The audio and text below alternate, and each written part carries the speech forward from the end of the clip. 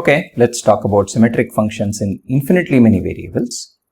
So thus far we have always been only looking at symmetric functions or symmetric polynomials in the n variables which we called x1, x2, xn. But a lot of the properties of symmetric polynomials doesn't really depend on the number of variables, okay, as long as that number is large enough, okay. So to make this a little bit more precise and to have a more convenient formulation to work with, what we do is introduce a slightly more formal aspect to the theory. So what we do, we think of an infinite sequence of variables, x1, x2, dot, dot, dot, dot, all the way to infinity. So there are infinitely many variables. So this tuple, as before, we'll just call x, okay, x with an underline or sometimes without the underline. Now, what is this, how do we then start defining symmetric polynomials? Well, they're not polynomials anymore. Instead, we will make them into power series. Okay. So how do we do this? So let me start with K, which is sort of a base field or ring. So in our examples, we could just take, so if we are going to construct the symmetric functions of the integers, so we looked at symmetric polynomials over the integers or the rational numbers and so on. So these are the various possibilities that we typically consider. And once you have this, you can look at, with coefficients in K, you can look at what's called the ring of formal power series. Okay, x1, x2, x3, dot, dot, dot. So this notation just denotes the ring of formal power series.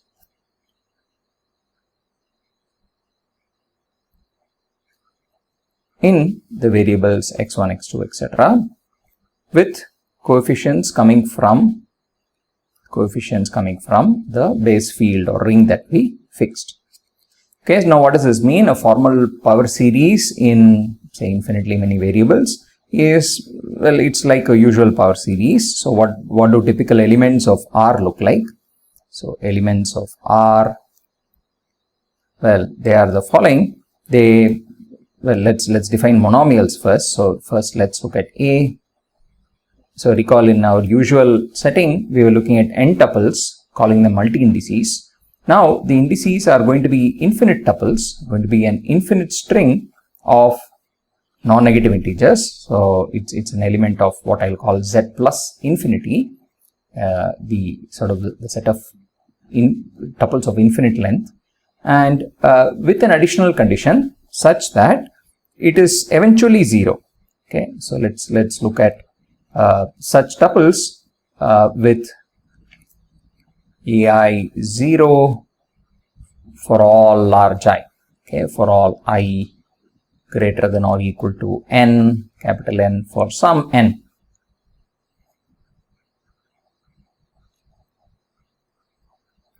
Okay, in other words, only the first finitely many values of ai are possibly non-zero. Okay, so given such an a, we can talk about the monomial x raised to the a, which is just the obvious thing, just like we did in n variables, etc. Observe that since the ai's are eventually 0, this is just a finite length monomial. I mean, it only involves finitely many variables. Okay, and let's define the degree of this monomial to just be, well, here's another notation for it, like the notation we've already used, mod A, just the sum of the ai's from 1 to infinity, except again that only finitely many ai's are non-zero, so this is a well-defined number. Okay. Now, having defined what a monomial is, what's a typical element of this power series ring that we are talking about? So the ring R comprises power series in these variables. In other words, it's a linear combination of monomials, A coming from z plus infinity. Okay, so I'm allowed to take arbitrary linear combinations. Infinitely many of these coefficients can be non-zero. Ca belongs to K for all A in. Okay, so it's basically all formal linear sums of monomials x raised to the a. Okay, and then how does one make this into a ring in the obvious fashion? You look at the addition being just you add it term by term. Multiplication is like for multiplication of usual polynomials or power series. You multiply it out, distribute all the terms out, and then collect coefficients of a given monomial. Okay, defined as usual. So this is called the ring of formal power series in infinitely many variables. Okay, now let's look at the thing we are interested in, which is the space of symmetric polynomials, right? So now we're going to look at symmetric power series in some sense. So let's define. So a power series f, let f be an element of R, this ring of power series. We say that then we say f is a homogeneous symmetric function. So we don't use the word polynomial anymore because there are infinitely many variables involved. We say f is a homogeneous symmetric function of degree d. Okay, so d is some non-negative integer if the following happens. If the monomials that appear in the expansion of f, so recall any element of the ring R is really a formal linear combination of the monomials. If f can be written like this with such that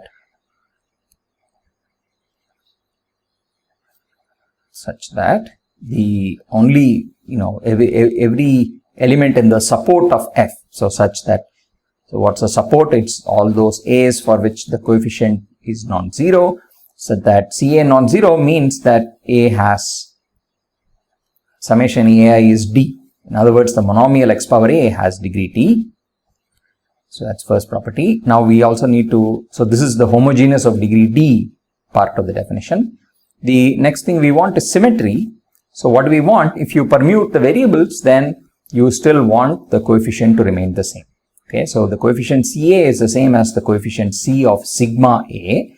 For, well, so let's say for all sigma belonging to permutations, so this is a set of all permutations of the natural numbers. Okay, and for all, for all A is in Z plus infinity. Okay, so the first condition says that only monomials of degree D can appear. The second condition says that among those monomials which appear, the ones which don't appear anyway are fine, they're all of coefficient 0. The ones that appear must have the property that if you permute A, the components of A, then the new monomial that you get must also appear with the same coefficient. Okay. Now, there's a little thing that may worry you here, which is what does this permutations of n mean? So recall n is an infinite set, not really a finite set anymore. So, there's one of two ways of thinking about it. Either is okay in this case, it doesn't really matter. But let me define the set of permutations of n to be, say, all bijections from n to n. Okay, so this is just a set of all sigma from n to n, such that sigma is a bijection. So all bijective maps. Okay, so another definition could be to say that you look for bijections which have the additional property that they only move finitely many of the variables, finitely many of the natural numbers, meaning sigma of I equals I once I is large enough. Okay, so only the first few elements get permuted among themselves. Okay, both definitions are fine. They both lead to the same concept in this case. Okay, now let's just unravel what this definition means. Okay, so this is the condition we need to really understand now, because it suddenly applies to infinitely many variables rather than to finitely many. Now, what are examples then of symmetric functions? Now, homogeneous symmetric functions of various degrees. So here are examples. here's a homogeneous symmetric function of degree 1, well, you can just take f to be the symmetric function summation xi, just the sum of all the variables, all the infinitely many variables. Okay, so observe, this is definitely an element of the ring R, right? So formal power series definitely. And it's, well, what is the first property? The elements in its support. So if Ca is not 0, then mod A is D. So in this case, clearly the only things which appear are the monomials, right? So what are the A's really? So when you look at just this polynomial xi, what is it? It's xi power 1 and all the other xj's, right? x1 power 0, x2 power 0, blah, blah, blah, till I minus 1. And then I plus 1 onwards, again it is 0. Right? So this is what this variable xi means. In other words, this A that this corresponds to is all zeros, 1 only in the ith place, and then all zeros again. So that's the A that corresponds to this guy. So xi is nothing but x to the A for A equals this particular infinite sequence. Now what the condition requires is that any permutation of A, okay, take A, apply any bijection, then the new element sigma of A should also appear with the same coefficient. Okay, what coefficient does this monomial xi appear with? With coefficient 1, right? So observe this, just 1 times xi.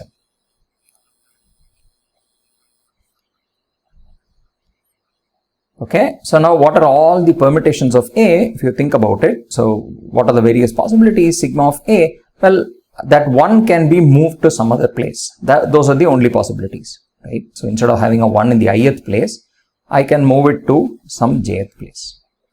And these are the only possible sigmas that I can generate for different choices of j, of course. So the condition 2 now says that the term x power A and the term x power sigma A should both occur with the same coefficient. And that's exactly what happens in this case, because if you think about it, what's xi and xj for any other j, they both occur in f with coefficient 1. Okay, so observe that if sigma is this, then x to the sigma A, this monomial, is just the variable xj, and therefore the coefficient with which this appears is just 1 also. Okay, so this is obviously symmetric. Okay, and it's a homogeneous symmetric polynomial of degree 1. Now we can, so in some sense you can think of it as an analog of the elementary symmetric function E1, except it's in infinitely many variables rather than in finitely many. So you can construct more such examples easily enough. So for instance, if I have d equals 2 and I want to construct a homogeneous symmetric function of degree 2, this is I equals 1 to infinity. So I can take summation xi squared. Okay, and another possibility is I can look at all terms of the form xi xj, where, well, what are I and j?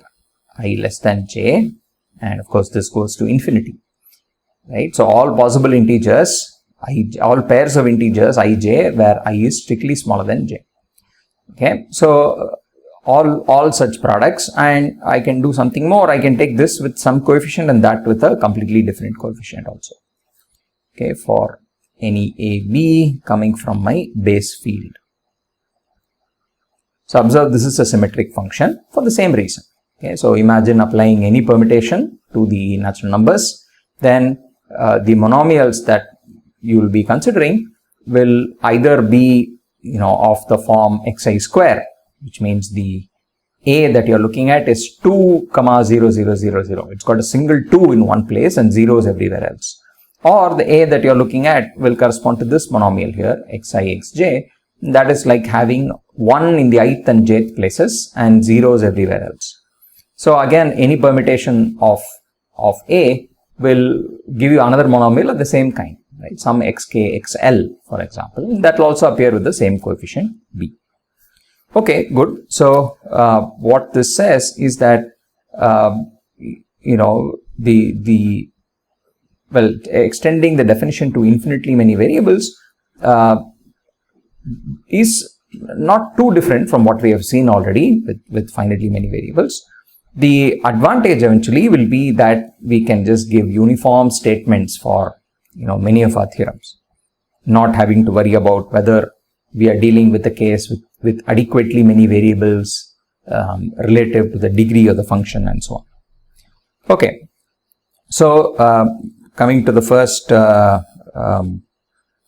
result maybe, which is, or the first basis for this. So observe, just as we did earlier, we can talk about the monomial symmetric function. So what is m lambda now? I'm going to find the monomial symmetric function in infinitely many variables. So I'll call it x. So what is lambda? Lambda again is a partition now. Lambda 1 greater than or equal to lambda 2, etc. Lambda L, and I'm going to assume all these parts are not 0, right? So here's a partition. So given a partition, the basis, the monomial symmetric function m lambda of x is defined as follows. You just take the, you take a monomial in which the exponents, the powers are lambda 1, lambda 2 till lambda L. Okay. So that's a starting monomial in some sense, and then you take all its symmetrizations, okay, plus all its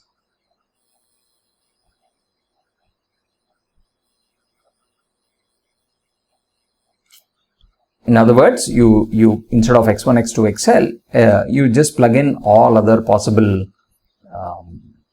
permutations of these guys.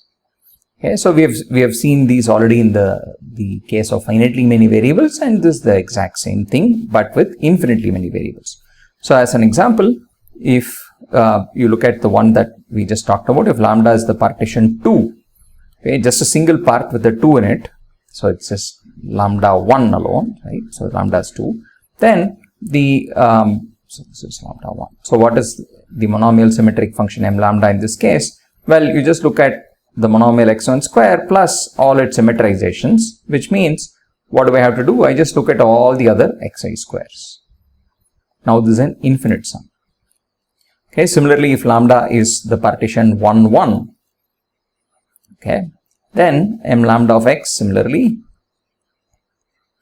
will just become, I need to take, say, x1, x2 plus its symmetrizations.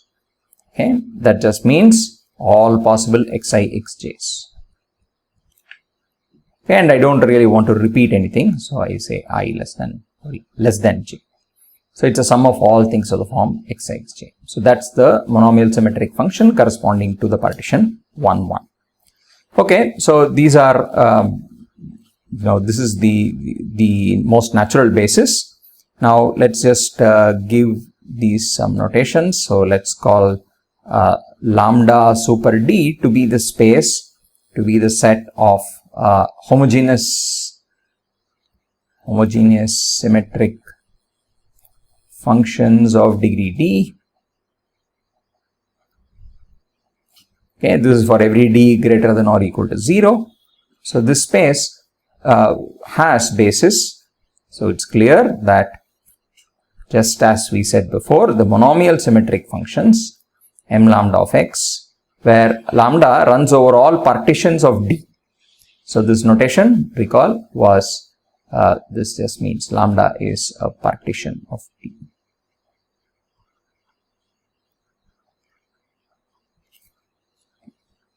And I'm not going to repeat the proof. We have already seen this in the case of finitely many variables. You just have to say that pretty much any homogeneous symmetric function of degree d, as soon as it has one monomial of a certain kind, it will have a monomial with those very same exponents, which you can arrange in decreasing order. And as soon as that monomial appears, all its other symmetrizations also appear. Okay. So you will be able to find the monomial symmetric function occurring inside the polynomial, or in this case, the power series f. Okay, and then you argue similarly to the earlier case. Okay, now the key thing here is that even though we are dealing with power series in infinitely many variables and so on, the essential phenomena are all just finite. Okay, for example, if you look at what we just said, if you look at homogeneous symmetric functions of degree d, then any such homogeneous symmetric function can be uniquely written as a linear combination of just these finitely many homogeneous symmetric functions. Okay, just the m lambda x's, as lambda ranges over the partitions of D. Okay, so in other words, the dimension, so if K, for example, were a field, then the dimension of this space lambda D over that field K would be the number of partitions of D. So this is just the number of partitions, integer partitions of D. Okay, so example, the dimension of the ring, not the ring here, the space of degree 2 homogeneous symmetric polynomials is just the number of partitions of 2, which happens to be 2. Okay, and what are the two basis elements? So what are the partitions of 2? So we just saw the partitions of 2 turn out to be, well, they are 2 and 1 plus 1. Okay, so the monomial symmetric function corresponding to 2 and 1 plus 1, we just wrote them both out. So this is summation xi square, this guy is summation xi xj. Similarly, the dimension of the degree 3 homogeneous symmetric functions would be the number of partitions of 3, which happens to be 3. And what are the partitions of 3? Well, there's 3, there's 2 plus 1, and there's 1 plus 1 plus 1. Now, in each case, you can actually figure out what the corresponding monomial symmetric function is. So, the monomial symmetric function corresponding to the partition 3 will, as before, just be, you take the monomial x1 cube and you symmetrize it. Okay, so this is this power series 1 to infinity xi cube. The monomial symmetric function corresponding to 2, 1 will be, well, what should it be? You have to start with x1 square x2 and you symmetrize it in all possible ways. Okay, so in other words, you get xi square xj, but in this case, observe that x1 square x2 is different from x2 square x1. Okay, so I have to take all possible pairs ij such that I is not equal to j. If I just take I less than j, as we did in the case of xi xj, then that wouldn't be symmetric, because you will have x1 square x2 but not its symmetrized, the sort of the symmetric conjugate x2 square x1. So in this case, this is the m21 and 1 1 1 is as before xi xj xk for I all triples ijk, and now it is enough to assume I less than j less than k, because I don't really want to repeat any of these terms. So these are going to be the three symmetric functions which will form a basis for homogeneous symmetric functions of degree 3. Okay, now this is just the homogeneous guys. Now what's the full ring of symmetric functions going to be? So we will think of, so here's the definition or notation at this point. Lambda is just the direct sum of all these spaces. Okay, so you take the direct sum of homogeneous degree, homogeneous symmetric functions of degree d for all degrees d equal to 0, 1, 2, 3 and so on, and the direct sum of those spaces is what we define to be capital lambda. So what is a typical element of capital lambda? Well, when we say direct sum, what that means is that we are only allowed to take finite linear combinations, finite sums of elements from the lambdas. Okay, so a typical element of lambda therefore looks like this. It's just going to be a sum of, let's call it fi, maybe we should say fd. D ranges from 0 to n, some finite n, where fd is of degree d. In other words, fd comes from the space lambda d. Okay, just finite sums of homogeneous symmetric polynomials of degree d. So that collection. Of course, the capital N here could be as large as you want. Okay, so the maximum occurring degree can be very large. Okay, that's not bounded above, but a given element of lambda can only have terms of finitely many degrees. You cannot have infinitely many degrees occurring. Okay, so that's an important remark here. So for example, so here's an example.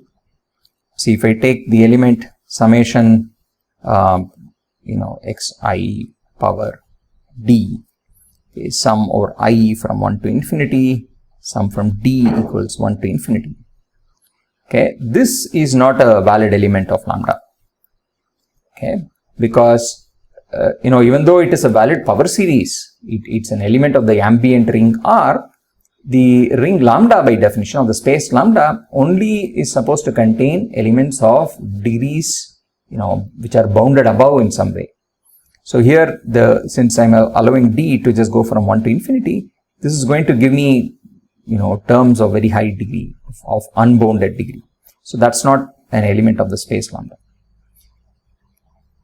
Okay, so that's something to keep in mind. Now the little fact here, which is why I keep calling it the ring of symmetric functions. This is actually a ring. Okay, in fact, if you sort of know what algebras mean, it's actually also K algebra. Okay, so let's not worry about this algebra thing too much right now. What does being a ring really mean for us? It means you can add and multiply elements of lambda. Okay, and that's sort of clear just from the definition, because adding is of course obvious, but how do you multiply two elements of lambda? Well, you multiply it in the ambient ring R, right? You multiply two power series. The key point here is that if you multiply two symmetric homogeneous polynomials of say degrees d1 and d2, then it's easy to check. In fact, the following holds, that if f comes from say degree d1, f1 is in degree d1, f2 is a homogeneous symmetric polynomial of degree d2, then when you multiply them out in just as power series, then the terms that you get are all of degree d1 plus d2. Okay, and not just that, if f1 and f2 turn out to be symmetric, then f1, f2 is also symmetric. Okay, the product is also symmetric. So this is a nice little exercise. So I'm just going to leave this as something for you to work out.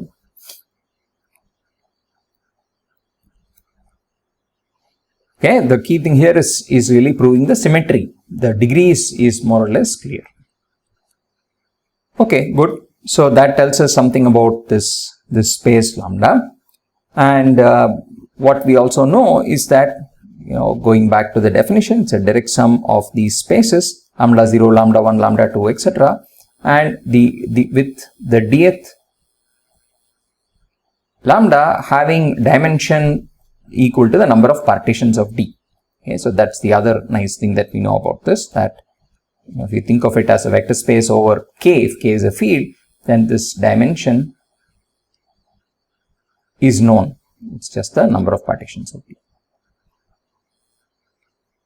Okay, good. So that's sort of the starting point for talking about symmetric functions in infinitely many variables. Now, just one last comment, that if you set variables beyond a certain point to be 0, then this just reduces in some sense to the finite variable theory. Okay. For example, if you take the monomial symmetric function that we have right there, xi, xj, xk, and suppose we take this and say, okay, let's just set all variables beyond some stage, nth, n plus x, let's say xm is 0 for all m bigger than n. Okay, so suppose we do this, we set all these variables to be 0, or you substitute all those variables to be 0, then observe that what will happen is when I take xi, xj, xk, whenever some xk appears for k bigger than n, that term will just vanish, right? So then what I am going to be left with, this guy, when I substitute this particular thing, that 0 for all m bigger than n, then this is just going to reduce to my usual monomial symmetric function m111 in just the finitely many variables x1, x2, xn. Because that's also defined the same way, right? It's products of 3 things at a time, but the variables can only run from 1 to n. Okay.